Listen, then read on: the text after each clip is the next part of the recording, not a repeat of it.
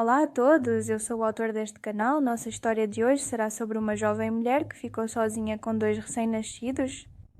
A quinta da Tapada Velha tinha pertencido ao pai de Ana antes de pertencer a ela. Herdara aos 22 anos, quando o pai morreu, 2 anos depois de a mãe ter ido, e herdou também as dívidas, a terra que precisava de braços que ela não tinha, e um trabalhador chamado Joaquim, que lá estava há 15 anos, e que simplesmente ficou, como ficam as coisas que sabem que são precisas sem que ninguém lhe diga. Tinha 62 anos quando morreu no campo no último dia de agosto.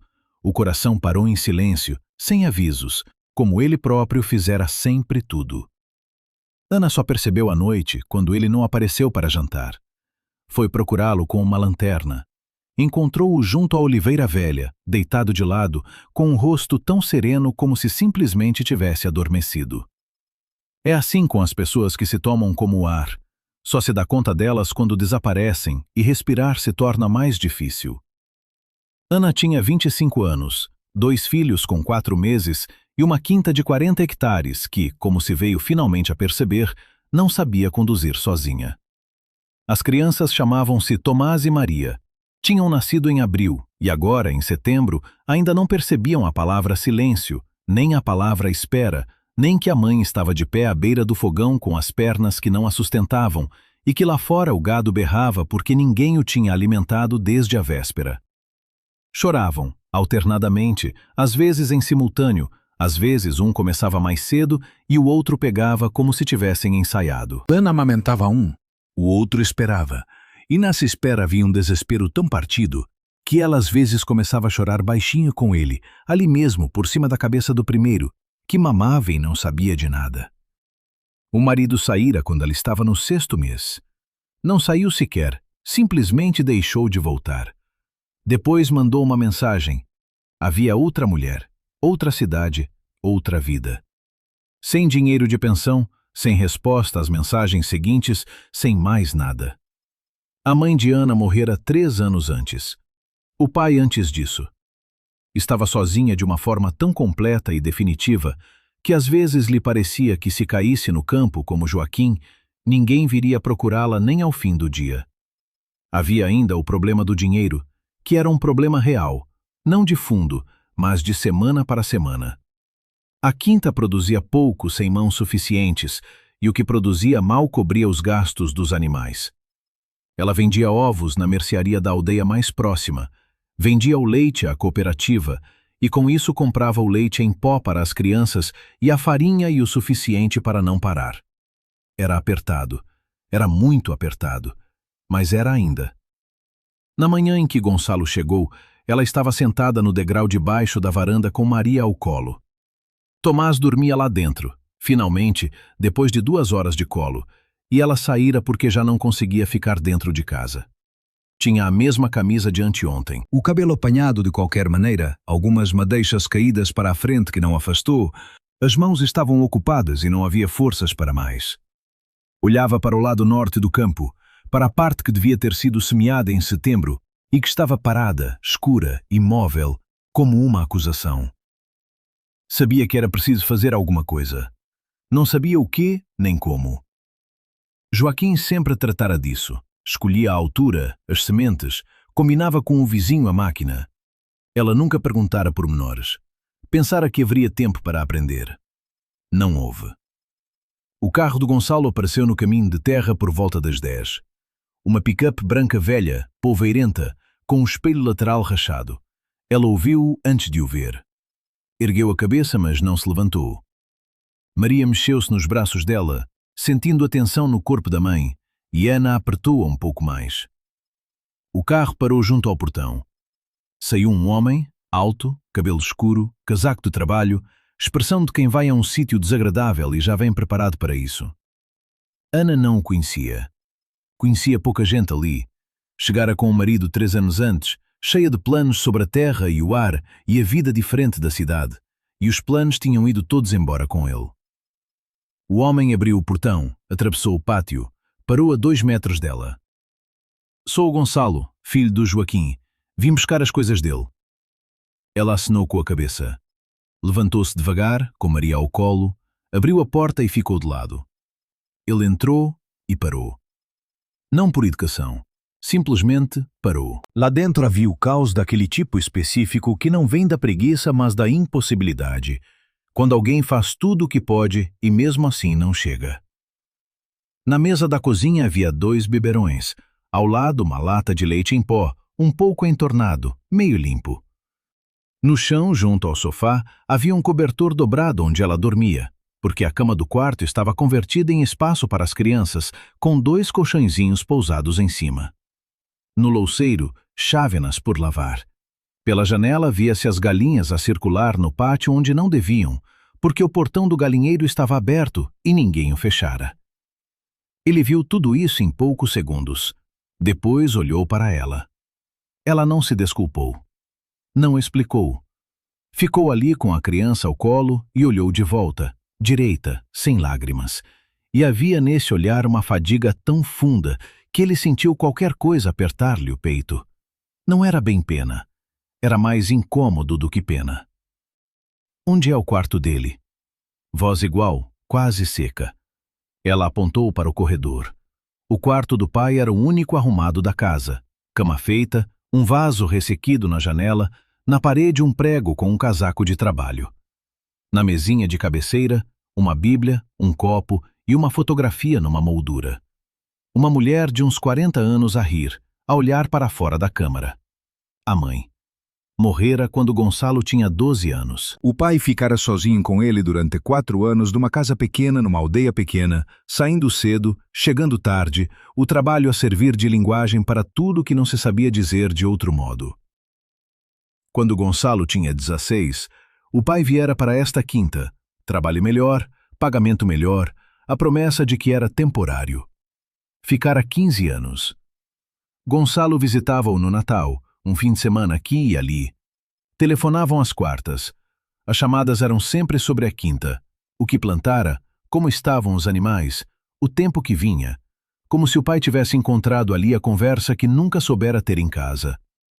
Gonçalo ouvia e dizia a si próprio que o pai estava bem e que isso era o que importava. Disse isso a si próprio até a quarta em que o telefone não tocou. Pegou na fotografia da mãe. Ficou quieto com ela nas mãos. Depois meteu-a no saco. Arrumou as coisas do pai. Eram poucas. O casaco foi o último a sair do prego. Ficou a segurá-lo mais tempo do que era preciso. Cheirava a terra e a óleo de máquina, exatamente como cheira uma pessoa que trabalhou a vida toda sem achar que isso fosse nada de especial. Dobrou, fechou o saco. Saiu do quarto. Atravessou a cozinha. E foi então que do quarto chegou um som crescente, inconfundivelmente de criança. Tomás tinha acordado. Ana foi ao quarto, ainda com Maria. Gonçalo ficou junto à porta com um saco na mão. Devia ir embora. Tinha vindo buscar as coisas, tinha-as, mas nada o prendia ali. Olhou para o quintal pela janela. As galinhas no sítio errado. O portão do galinheiro a balançar numa dobradiça só. O bebedouro dos animais vazio. Tinha visto isso quando vinha a pé desde o carro. O campo a norte sem semear, a terra escura e parada. Pousou o saco no chão junto à porta. Tirou o casaco, o seu, não o do pai, e pendurou-o no mesmo prego. Saiu para o quintal. Achou arame no celeiro, consertou o portão. Meteu as galinhas lá para dentro. Encheu o bebedouro. Fazia tudo com a expressão de quem está zangado, não com ela, com outra coisa mais funda que ainda não tinha nome. Quando voltou para dentro, ela estava no meio da cozinha com as 2 crianças, uma ao colo, a outra num cobertor enrolado no chão, a amamentar as 2 em simultâneo, com um movimento trabalhado de quem faz isto ao limite das forças. Não reparou que ele voltara, ou fez de conta. A vaca não foi ordenhada. Só um facto. Ela ergueu a cabeça. Eu sei. Ele ficou parado. Quando foi a última vez? Ontem de manhã. Saiu para o celeiro. Voltou 20 minutos depois. Pousou o leite sobre a mesa. Ela olhou para o leite, depois para ele. Naquele olhar não havia gratidão. Havia a perplexidade de quem há muito deixara de esperar que qualquer pessoa fizesse seja o que for, sem razão nem conta. Ele pegou no saco do chão. Um passo faltava para a porta, e foi exatamente nessa altura que Tomás fez o que os bebés fazem sempre nos piores momentos. Sorriu. Sem dentes, sem foco, para o ar à sua frente, como se tivesse descoberto alguma graça invisível. Gonçalo ficou a olhar para ele 3 segundos. Pousou o saco. O campo a norte ainda dá para semear antes das primeiras geadas, se tiver sementes. No celeiro, disse ela baixinho. Ele acenou com a cabeça. Saiu. Ela ficou muito tempo a olhar para a porta fechada. Depois, baixou os olhos para as crianças. Tomás continuava a sorrir.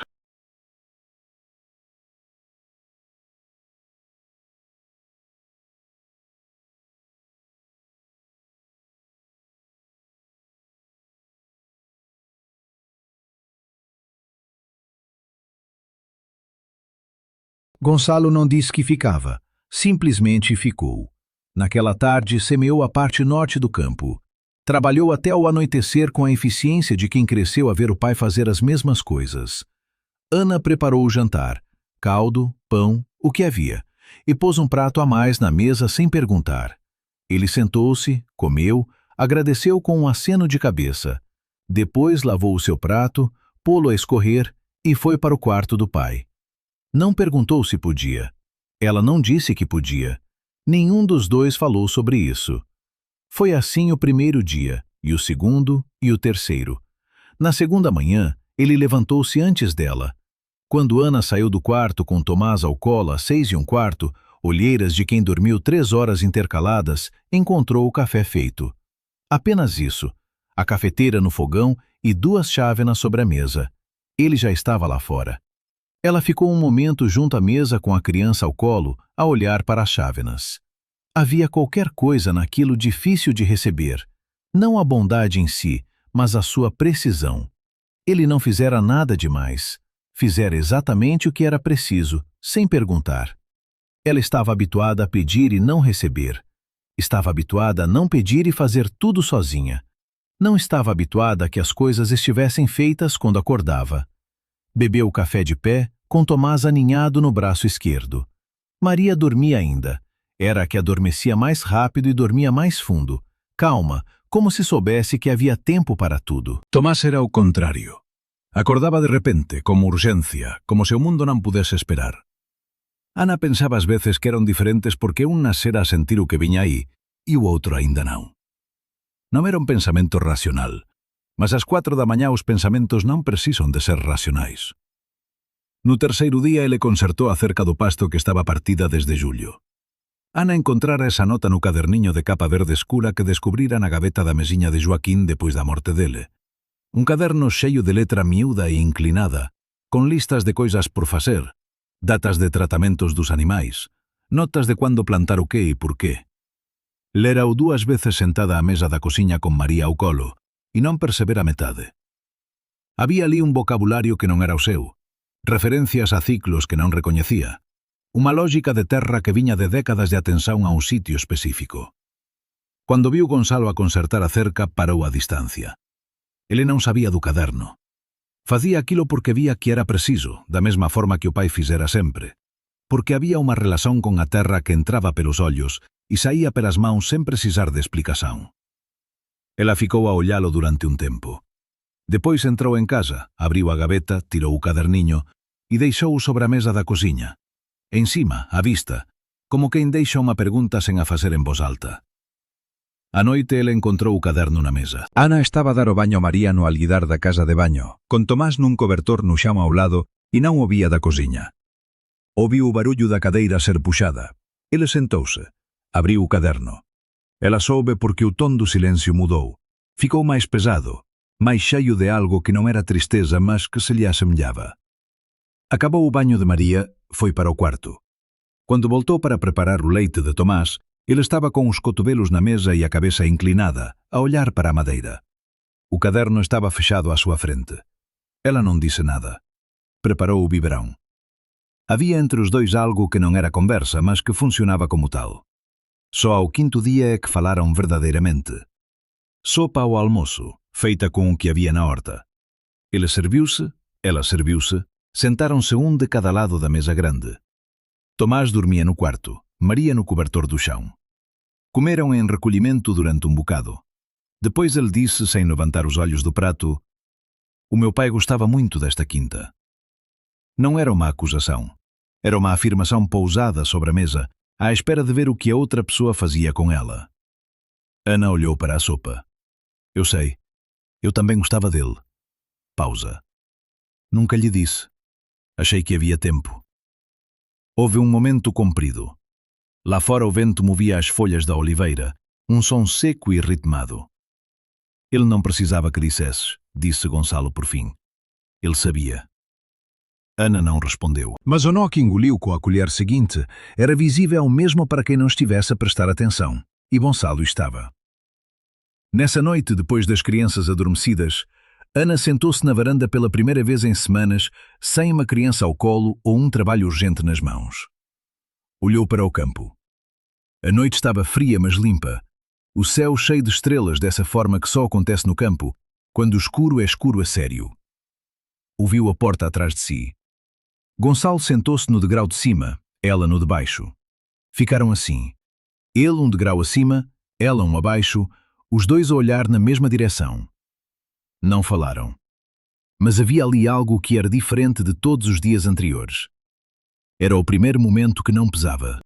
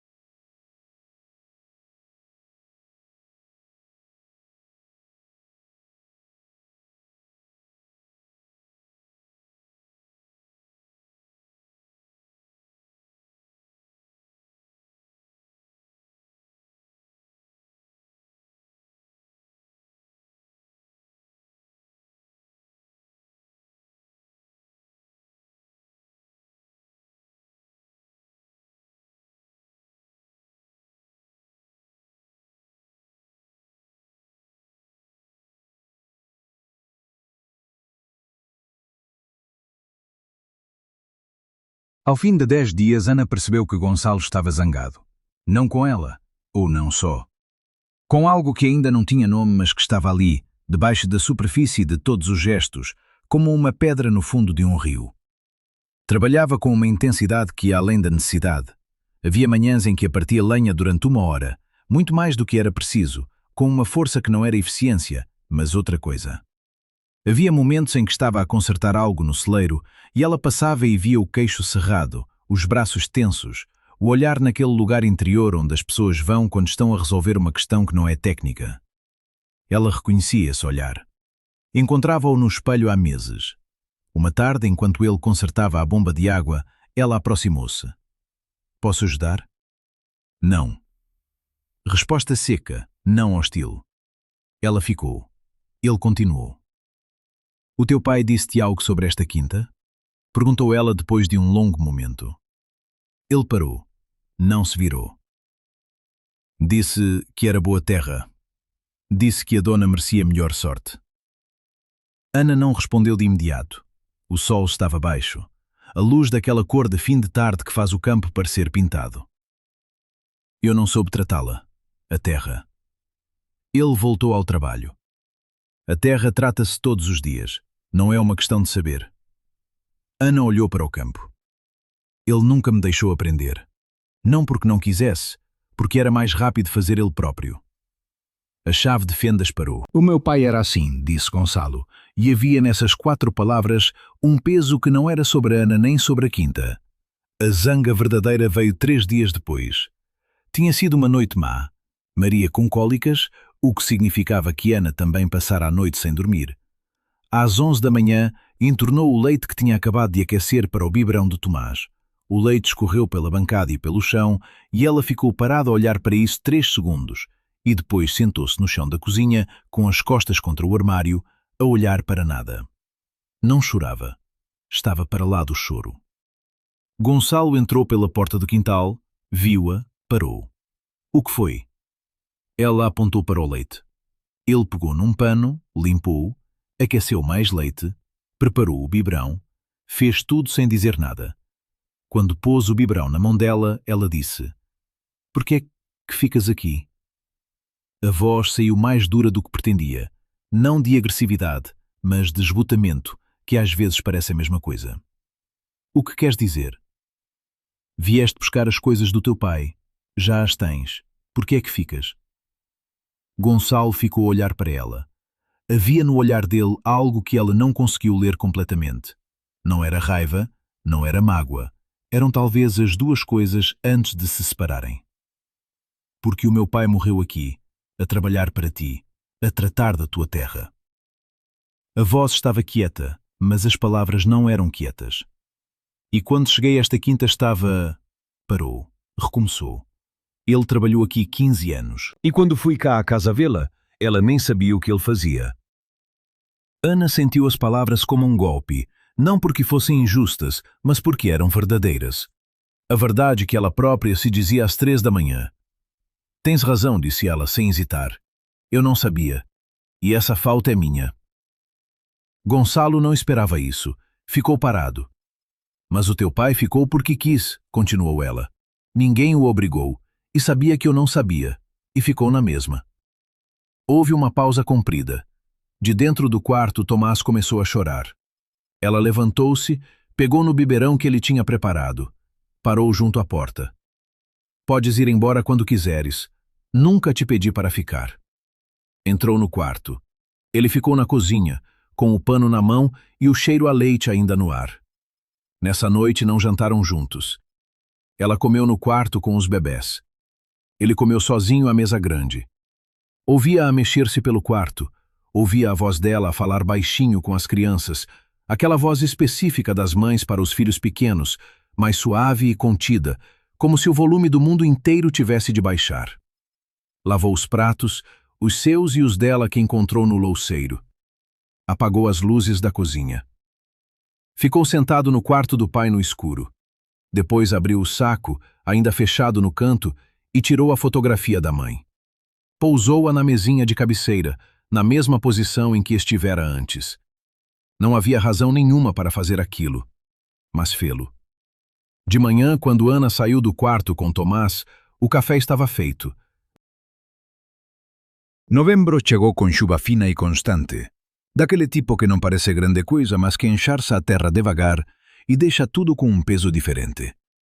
Os dias encurtaram de repente, como encurtam sempre em novembro, de um dia para o outro. E a quinta ficou com aquela luz de final de tarde permanente que faz as coisas parecerem mais lentas e mais sérias do que são. Ana descobriu que gostava da chuva. Havia nela uma licença para ficar dentro de casa sem culpa, para pousar as coisas um bocado. As crianças tinham 5 meses. Tomás começara a tentar sentar-se, ficava de barriga para baixo, levantava a cabeça com esforço enorme, olhava para a frente com concentração absurda e depois tombava para o lado com a surpresa de quem não contava com aquilo. Maria observava-o de lado com uma atenção calma que em alguém mais velho se chamaria cepticismo. Ana olhava para os dois e havia ali algo que era pequeno mas inteiramente seu, sem pedir licença a ninguém. Gonçalo passou a falar enquanto trabalhava. Não como quem ensina, mas como quem pensa em voz alta e a outra pessoa está ali e é natural que ouça. A azinheira do sul está doente. Este ramo, esta cor, precisa de ser tratada antes do inverno. Este sol aquí drena mal quando chove moito. É mellor non mandar aquí con a máquina. O Joaquín tiña un sistema para as ovellas que eu aínda non percebí completamente. Estaba no caderno, mas as notas eran para ele propio. Ela ouvía, perguntaba, tomaba nota nun bloco de follas A4 que comezou a usar para iso. Non era o caderno de capa verde, ese ficou na gaveta como pertencía ao pai. Era un bloco dela, con a súa letra, con o seu sistema. Numa tarde de quinta-feira, con a xuva a bater nas tellas e as crianzas a dormir a sesta ao mesmo tempo, benza honrara, ela entrou no celeiro onde ele estaba a reparar o tractor. Oso ayudar? Desta vez ele non dise que non. Pega nesa xave, a maior. Ela pegou. Pasoulla cando ele pediu. Segurou unha lanterna enquanto ele inspeccionaba unha parte que non conseguía ver ben. Traballaron asín durante 1 hora, a falar pouco mas a funcionar como unha equipa, con a coordenación simples que nasce do traballo partillado e do espazo partillado e do tempo que ya pasara entre eles. Cando acabaron, foron os dois sentarse á entrada do celeiro, de frente para o patio encharcado. «Por que vieste para aquí?», perguntou ele sen hostilidade desta vez. Ela percebeu que perguntaba sobre a quinta, sobre a cidade, sobre a escolla toda. «O meu marido quería unha vida diferente da cidade. Eu dise que sin». Pausa. Debía ter percebido que eran vidas diferentes que ele quería, non a mesma vida noutro sitio. Ele ficou quieto. Ela olhou para a chuva. «Mas a terra gostei. A terra foi a única coisa que não me enganou. O meu pai dizia que a terra não mente», disse ele depois. «Que as pessoas mentem, mas a terra não. Ela dá o que tens para dar e não te dá mais do que isso». Ana olhou para o campo escuro na chuva. Ele tinha razão, mas às vezes não se tem para dar e tem de se dar na mesma. Gonçalo olhou para ela de soslaio. Havia nas suas palavras uma honestidade que ele não esperava. Não a honestidade de quem confessa, mas a de quem já passou o ponto em que mentir a si próprio ainda é útil. «Sim», disse ele, «às vezes é assim». Nessa noite jantaram sem o peso dos dias anteriores. Não falaram de nada urgente. Falaram sobre o tractor, sobre as ovelhas, sobre uma receita que ela estava a tentar com o que havia. A conversa tinha um ritmo diferente, mais solto. Depois do jantar, ele ficou sentado à mesa enquanto ela dava o banho às crianças, e ela ouvia-o folhear uma revista velha que estava na prateleira, e havia nesse som banal e doméstico algo. Havia um assunto que nenhum dos dois tocava: o antes da morte. O quanto o pai trabalhara, o quanto ela não vira. Era como uma porta fechada no corredor que ambos contornavam com naturalidade suficiente para que parecesse que não estava lá, mas estava, e ambos passavam por ela todos os dias. Ana soube da história de Gonçalo em bocados, ao longo de dias, da forma como se sabe de coisas quando se vive no mesmo espaço que uma pessoa e se está atenta, não às palavras, mas ao que fica entre elas. O pai saíra para esta quinta quando Gonçalo tinha 16, ficara 15 anos. Gonçalo visitava-o quando podia. Telefonavam às quartas sobre a terra, sobre os animais, sobre o tempo. Era a conversa que tinham. Gonçalo aprendera a recebê-la como a única que o pai sabia ter, e isso chegava, e não chegava, ao mesmo tempo, durante todos esses anos. Uma noite, perto da meia-noite, Ana levantou-se para alimentar Tomás e encontrou Gonçalo na cozinha. Sentado à mesa com um copo de água, a olhar para a madeira. Ela preparou o biberão sem fazer barulho, sentou-se do outro lado. Tomás comeu devagar, sonolento. Não consegues dormir? Não. Pausa. Fico a pensar no que ele fazia aqui quando eu não estava. Ela não respondeu logo. Tratava da terra, tratava dos animais. Ao fim do dia sentava-se ali. Apontou para o lugar onde ele estava e bebia o caldo que eu às vezes lhe deixava. Não falávamos muito, mas estava lá. Gonçalo olhou para a cadeira. Sempre foi assim com ele. Estar sem falar. Ela acenou. O meu marido falava muito, prometia muito, e depois foi-se embora e levou tudo o que prometera. Gonçalo olhou para ela. Ela olhou para Tomás, que adormecia outra vez. O teu pai nunca prometeu nada, só fez, e eu tomei isso como garantido. Foi errado.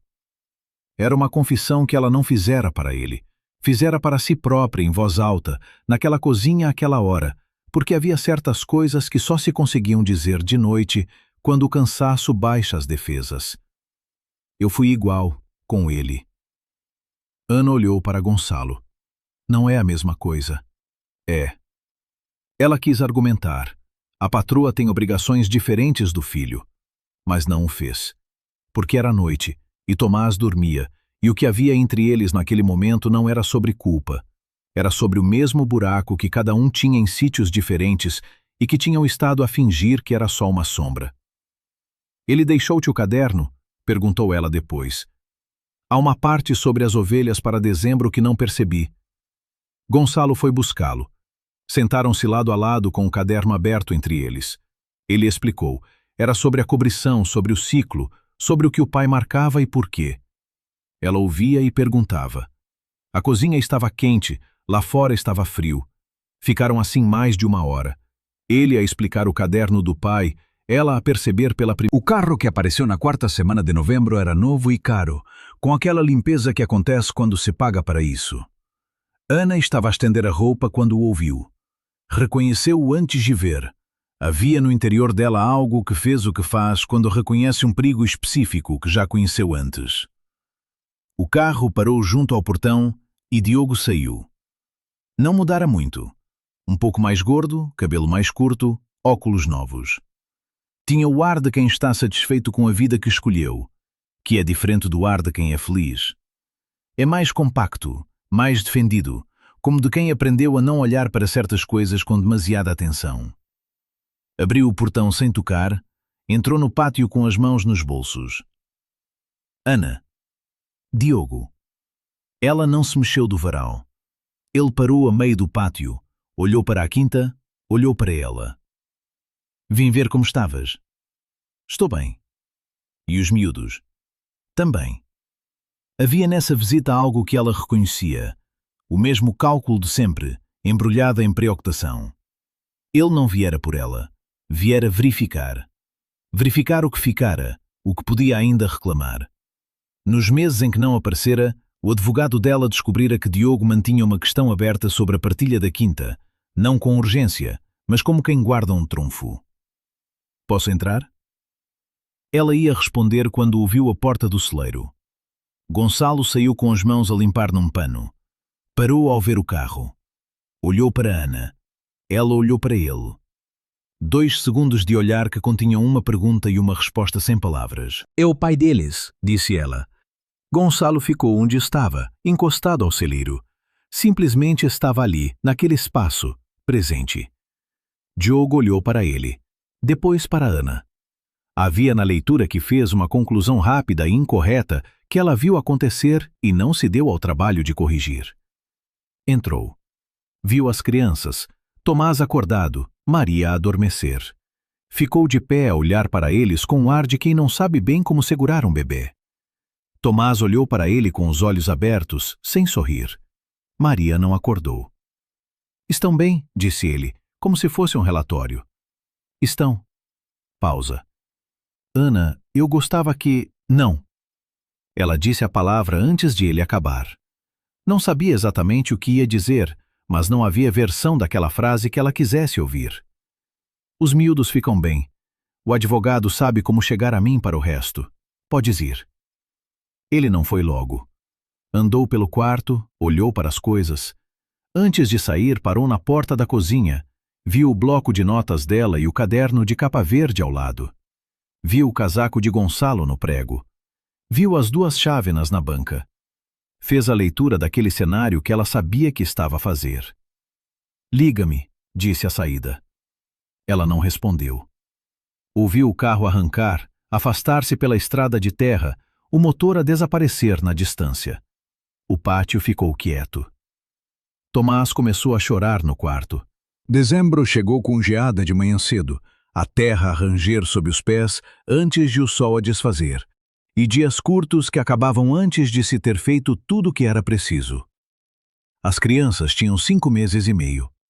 Tomás tinha finalmente aprendido a sentar-se e passava o tempo a examinar o que tinha à volta com a seriedade de um inspetor. Maria avançara para o chão, onde se arrastava com os braços em direção a tudo que não devia ter. Os sapatos dele junto à porta, o cesto de lenha abaixo, as pernas das cadeiras.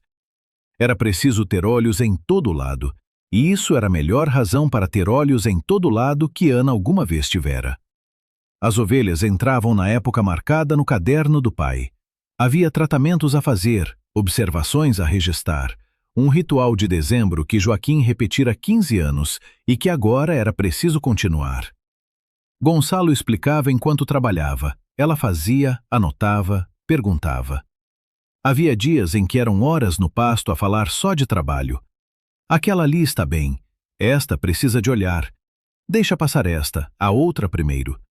E esse vocabulário de trabalho partilhado tinha uma intimidade própria. Era a intimidade de quem confia que o outro fará sua parte sem supervisão, que é uma das formas mais concretas de confiar em alguém. Numa tarde de sexta-feira, com o céu cinzento fundo que precede a neve sem a garantir, ela trouxe as crianças para o campo. Não havia razão prática. Estava frio. Trazê-los era mais complicado. Mas havia meses que ela saía para a terra e deixava os bebés com o monitor. E havia nesse ir e vir constante um cansaço diferente dos outros, o de quem quer estar em 2 sítios ao mesmo tempo. Naquela tarde decidiu que sim. Pôs os 2 num cesto de verga com cobertores grossos, levou-os para o pasto. Tomás olhou para as ovelhas com uma atenção que lhe ocupou o corpo todo. Maria ficou a olhar para o céu. Gonçalo, quando os viu, parou o que estava a fazer durante 1 segundo. Apenas 1 segundo. Depois continuou. Mais tarde, já quase escuro, quando ela recolhia o cesto para voltar, ele foi buscar uma ovelha mais dócil e pô-la de frente para Tomás. A criança esticou a mão com excitação que lhe sacudiu o corpo todo. A ovelha farejou a mão com aquela calma ruminante que as ovelhas têm, e Tomás ficou absolutamente imóvel, de olhos muito abertos, como se o mundo acabasse de ficar maior. Gonçalo ficou a olhar para aquilo em silêncio. Depois olhou para Ana. Ela estava a rir, de verdade, com os dentes, a primeira vez que lhe a vira rir assim desde que chegara. Ele desviou o olhar tarde demais.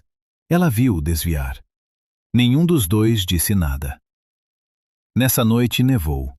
Pouco, uma camada fina e quieta como se a terra tivesse mudado de roupa. Ana acordou às 3 para alimentar Tomás e foi à janela enquanto esperava que o leite aquecesse. O campo estava branco, as oliveiras com neve nos ramos, o céu limpo e cheio de estrelas. Havia uma coisa que Gonçalo não falava. Nunca mencionava voltar. Não dizia que ficava, mas também nunca dizia quando ia embora. Nunca falava da cidade. Nunca recebia chamadas que o obrigassem a ir para outro quarto. Uma vez ou outra ligava o irmão mais novo, chamadas curtas, sobre assuntos práticos, sem urgência. A vida anterior dele estava a algures, mas não o puxava. Ele resolvera o que havia para resolver. Tinha um quarto alugado que devolver ao senhor, um trabalho do que se despedira com um telefonema curto, poucas coisas para arrumar e não muita gente à espera dele. Não contou nada disto a Ana. Ela não perguntou. Havia uma lei não dita entre os 2 que funcionava nos 2 sentidos. Ela não perguntava sobre o que ele deixara.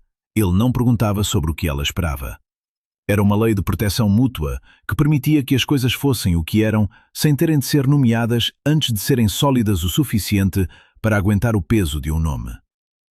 Havia dias em que ela ouvia de verdade, não com a atenção distribuída pelos bebés e pelos animais e pela terra, mas com a atenção inteira. Via as mãos a trabalhar com aquela competência silenciosa herdada nele, aprendida, tornada sua.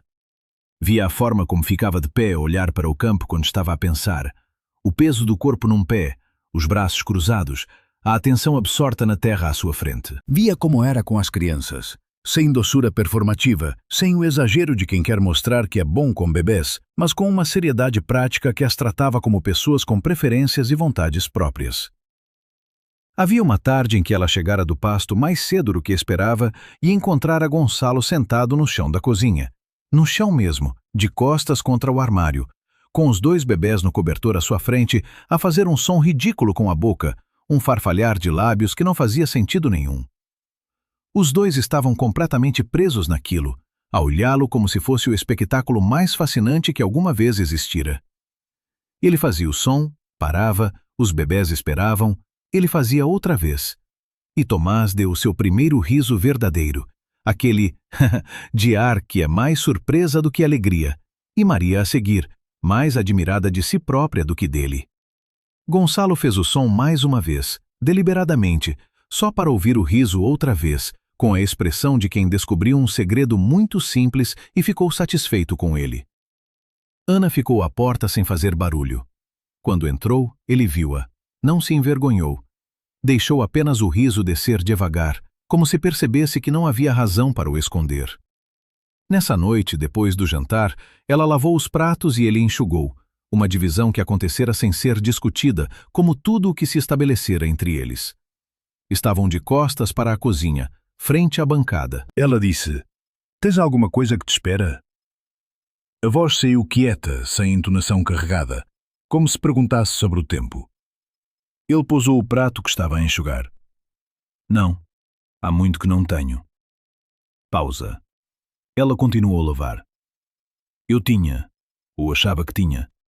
Às vezes não se sabe a diferença até não ter mais. Quando é que perdeste essa diferença? Quando o Diogo foi. Quando o Joaquim morreu. Quando percebi que estava tão habituada a depender das pessoas sem o saber, que quando foram não sabia o que era meu.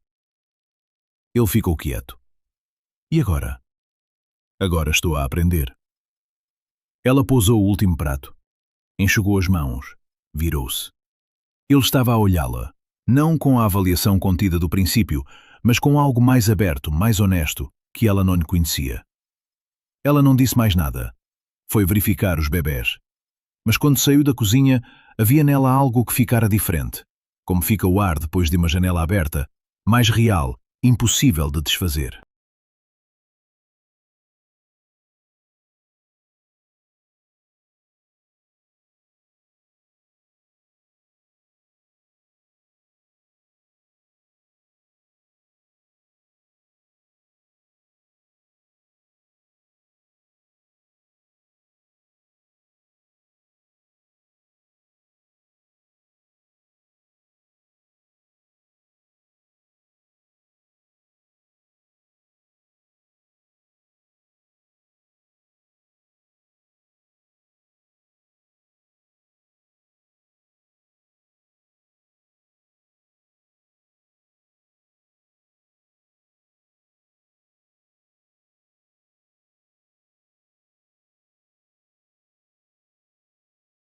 Janeiro trouxe um frio seco que fazia a terra ranger de manhã cedo, quando ainda estava gelada, e deixava as mãos em carne viva mesmo com luvas.